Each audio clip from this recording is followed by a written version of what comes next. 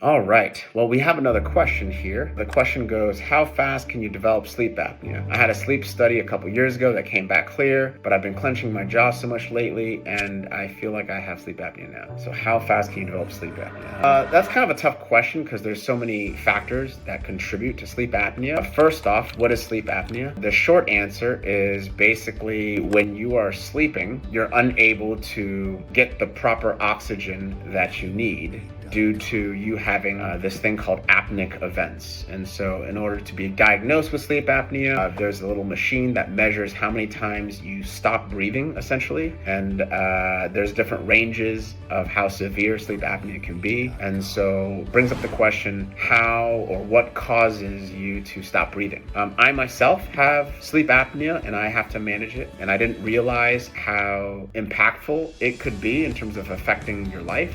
But basically, when I lie on my back, you can imagine the throat is an airway. And if you lie on your back, gravity causes the airway to close. And so as the airway closes, it prevents the air to flow into yourself, prevents you from breathing. That's why in an evaluation of sleep apnea, or people that have sleep apnea, we tend to ask the question, do you snore? Like, what is snoring? Snoring is the back part of your throat, essentially, without getting into too many technical details, getting caught inside the air passageway. Like I said, this is a very simple definition of what's happening in sleep apnea. There's many other things like your jaw position, the location of your teeth, how big your tongue is. If you have a bigger tongue and you're lying on your back, the tongue droops back and can close your airway.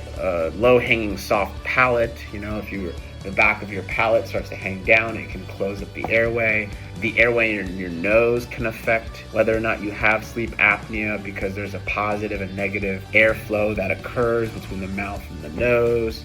There's other things that also can be involved as well, but those are some of the things that can influence and affect your sleep apnea. With the question of how fast can you develop sleep apnea, it typically happens in people that have more weight on them, have thicker necks, people that sleep on their backs.